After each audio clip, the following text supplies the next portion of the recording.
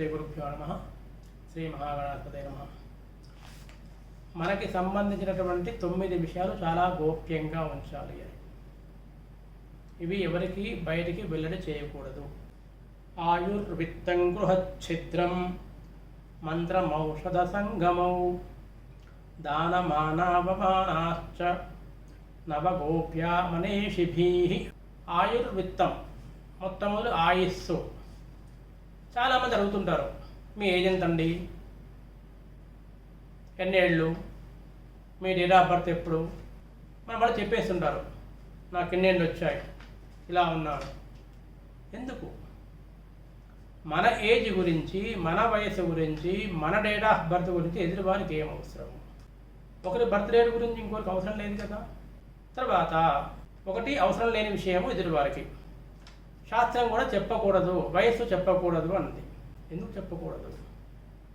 కొందరు 70 ఏళ్ళు 80 ఏళ్ళు వచ్చినా ఆరోగ్యంగా ఉంటారు, 60 ఏళ్ళు వచ్చినా ఆరోగ్యంగా ఉంటారు, కొందరు 50 ఏళ్ళకి అనారోగ్యం ఉంటారు. ఏమవుతుంది? 70 ఏళ్ళు వచ్చాయి, బ్రహ్మాండంగా ఉన్నాడు, బిడ్డ ఎలా ఉన్నాడు, దిష్టి తగ్గిపోతుంది. 80 ఏళ్ళు వచ్చినాయి, బాగానే తింటున్నాడు కదా, అయిపోయి 6 నెలలకు తిని మానేస్తాడు. అంటే ఇవన్నీ కూడా దృష్టి దోషాలు ఉంటాయి. అందరూ ఒకే రకాలుగా ఉండరు. పుట్టినటువంటి పెరిగినటువంటి వాతావరణాన్ని బట్టి, వారు చేసినటువంటి శ్రమను బట్టి, వారి వంశంలో ఉన్నటువంటి ఆ శరీర సౌష్ఠవాలను బట్టి, తీసుకునే ఆహారాలను బట్టి, వ్యాయామాలను బట్టి, జీవన శైలిని బట్టి ఒకరొకరికి ఒక్కొక్క విధంగా ఆరోగ్యము ఆయుస్సు ఉంటుంది. కాబట్టి అలా ఆయుర్దాయం చెప్పడం వల్ల ఆయు క్షీణమవుతుంది. పరోక్షంగా చెప్పాలంటే మన ఆయుర్దాయాన్ని వెల్లడించడం వల్ల మన ఆయుక్షీణను మనమే కోరుకుంటున్న వారవుతాము. కాబట్టి ఆయుర్విత్తం, ఆయుస్సు గురించి ఎవరికీ చెప్పరాదు. ఏజ్ గురించి, డేట్ ఆఫ్ బర్త్ గురించి, పుట్టిన సంవత్సరం గురించి, ఎప్పుడు రిటైర్ అయ్యారు, ఏమిటి, ఏమీ ఎదుటి వారికి చెప్పవలసిన పని లేదు. అడిగితే ఏదో కారణం చెప్పి తప్పించుకోవాల్సిందే. అది. రెండవది విత్తం, డబ్బు, సంపద. ఎన్ని ఎకరాల భూమి ఉంది, ఎన్ని ఇళ్ళు ఉన్నాయి, ఎన్ని ప్లాట్లు ఉన్నాయి, మీకు వచ్చే జీతం ఎంత, మీ సంపాదన ఎంత, నెల సంపాదన ఎంత, మీ ఖర్చు ఎంత, మీ ఆదాయ వ్యయాలు ఎంత. ఎందుకు? మన ఆదాయ వ్యయాల గురించి, మన జీతం గురించి, మన ఆదాయం గురించి, మన నెల సంపాదన గురించి, మనకుండే ఆస్తి గురించి ఎదుటి వారికి సంబంధం ఏంటి? దానివల్ల అతనికి ఏం తెలుసుకున్నంత మాత్రాన ఒరిగేది లేదు, తెలుసుకోకపోతే నష్టపోయేది లేదు. దానివల్ల ఏం జరుగుతుంది?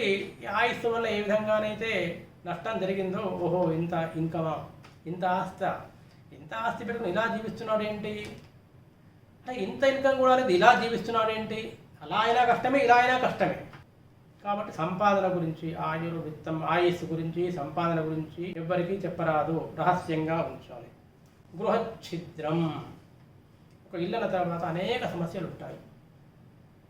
భార్య ఒక ఇంటి నుంచి వచ్చింది, భర్త ఒక దగ్గర నుంచి వస్తాడు, వారు కాపురం చేస్తారు, పిల్లలు పుడతారు, పెద్దలు అవుతారు, వారికి సంతానం కలుగుతారు, 3 తరాలు ఇంట్లో ఉంటాయి.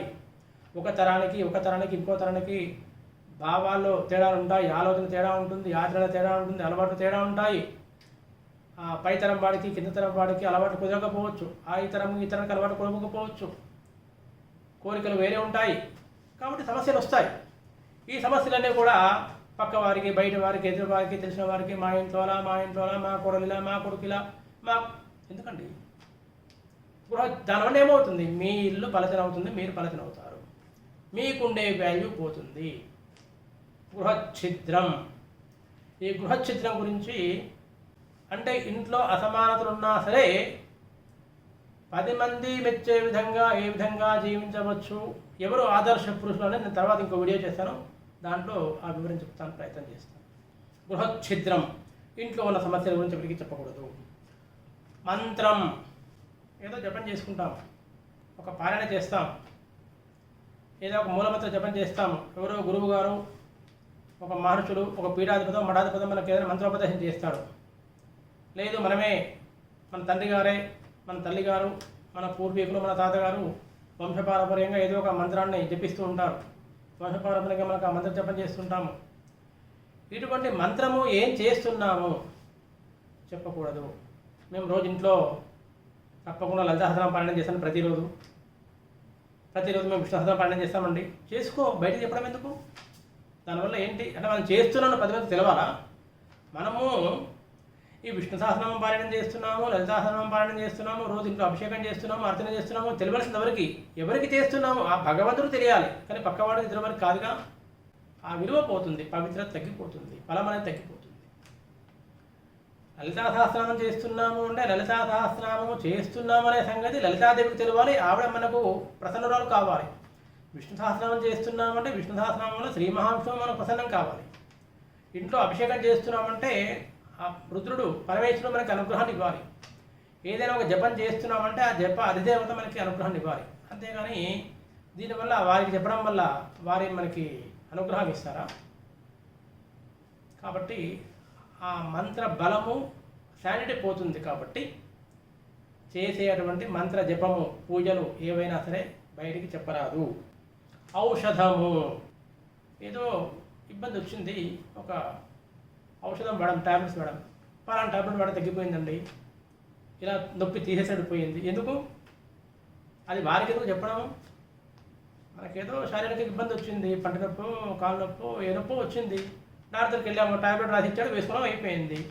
అలాంటి ట్యాబ్లెట్ వేసుకున్నాము, 2 వేసుకున్నాము, 2 పూటలు వేసుకున్నాము, వారం రోజులు టానిక్ తాగాము, ఇదంతా పక్క వాళ్ళకి చెప్పాల్సిన పని. దానివల్ల ఔషధము గుణము తగ్గిపోతుంది. రెండవసారి ఔషధం మీకు పనిచేయదు. మంత్రం ఏ విధంగా అయితే శానిటీ తగ్గిపోతుందో ఔషధం కూడా దాని శానిటీ తగ్గిపోతుంది. సంగమవు, మనకు ఉండేటువంటి పరిచయాలు, పెద్దవారితో పరిచయం ఉండవచ్చు, గొప్ప వ్యక్తులతో పరిచయం ఉండవచ్చు, ఏదైనా ఉండవచ్చు. ఆ విషయాలు కూడా ఎవరికి చెప్పాల్సిన పని లేదు. మనకి ఫలానా వాళ్ళతో పరిచయం ఉందండి, ఫలానా మంత్రి గారు నాకు దగ్గరండి, ఫలానా లాయర్ దగ్గరండి, ఫలానా జడ్జి దగ్గరండి, ఫలానా ఇన్స్పెక్టర్ దగ్గర, ఎందుకు? అది చెప్పడం వల్ల మన గౌరవం ఏమైనా ఎదుటి వారి దగ్గర పెరుగుతుందా? దాన్ని బట్టి వారేమైనా మనం గౌరవిస్తారా? దానివల్ల ఇంకా ఇబ్బందులు ఏంటంటే, మీకు ఆయన పరిచయం కదా నాకు ఈ పని చేసి పెట్టండి, ఈయన పరిచయం కదా నాకు ఈ పని చేసి పెట్టండి, నాకు ఈ రికమెండ్, ఇంక ఇటువంటి తలనొప్పులు కూడా వస్తాయి. కాకపోతే సరే, ఏది వచ్చినా ఏది రాకపోయినా ఈ శ్లోకంలో చెప్పిన దాని ప్రకారంగా మనకు ఉండేటువంటి పరిచయాల గురించి చెప్పవలసిన పని లేదు, గోప్యంగా ఉంచుకోవాలి. దానాలు చేస్తారు. అనాథాశ్రమానికి దానం చేయవచ్చు, వృద్ధాశ్రమానికి దానం చేయవచ్చు, దేవాలయానికి దానం చేయవచ్చు, లేదా బీదలకు దానం చేయవచ్చు, చలివేంద్రాలు ఏర్పాటు చేయవచ్చు, అన్నదానాలు చేయవచ్చు, ఎక్కడో విరాళాలు ఇవ్వచ్చు. ఇచ్చినటువంటి విరాళాలు దానాలన్నీ కూడా గోప్యంగా గుప్తంగా ఉంచాలి. నేను ఫలానా గురికి ₹1,00,000 దానం చేశాను అని చెప్పాల్సిన పని లేదు. నేను ఫలాని అనాథాశ్రమానికి ఇంత ఇచ్చాను, ఈరోజు ఇన్ని బియ్యం తీసుకుపోయి ఇచ్చాను, లేదా ప్రతి నెల నేను ఈ ఆశ్రమానికి ఇంత డబ్బులు పంపిస్తున్నాను కొంచెం చెప్తారు. దానివల్ల దాన ఫలం తగ్గిపోతుంది. కాబట్టి మనము చేసిన దానం అనేది కూడా ఎవ్వరికీ చెప్పవలసిన పని లేదు. మానము సన్మానాలు జరుగుతాయి, కొంతమంది పొగుడుతారు, మెచ్చుకుంటారు. ఆ సన్మానాల గురించి, పొగడ్తల గురించి, మెచ్చుకున్న గురించి కూడా ఎవరికీ చెప్పకూడదు.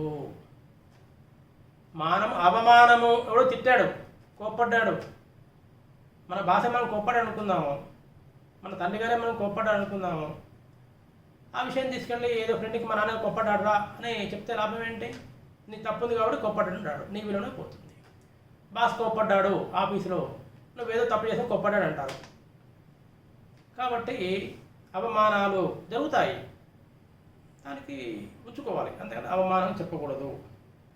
నవగోప్య మనేషిభి అంటుంది శాస్త్రం. ఎట్టి పరిస్థితుల్లో కూడా ఈ 9 విషయాలు, ఆయుస్సు, సంపద, ఇంట్లో ఉండే సమస్యలు, మనము ఆరాధించేటువంటి దేవత కానీ, దేవుడు కానీ, మంత్రం కానీ, శ్లోకం కానీ, చేసే పూజలు కానీ ఏవి కూడా, అలాగే తీసుకునే ఔషధము, మనకుండే పరిచయాలు, మనము చేసిన దాన ధర్మాలు, మనకు జరిగినటువంటి సన్మానాలు, పొగడ్తలు, మనకు జరిగిన అవమానాలు, ఈ 9 విషయాలు కూడా నవగోప్య మనేషిభి, ప్రతి మనిషి కూడా గోప్యంగా ఉంచవలసినవి. ఈ 9 విషయాలని ఎప్పుడు కూడా ఎవరికి ఎట్టి పరిస్థితిలో చెప్పవలసిన పని లేదు, చెప్పకూడదు.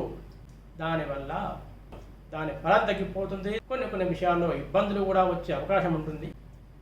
కాబట్టి ఈ 9 విషయాలను ఎప్పుడూ కూడా అందరూ రహస్యంగా ఉంచాలి అని శాస్త్రం చెప్తుంది.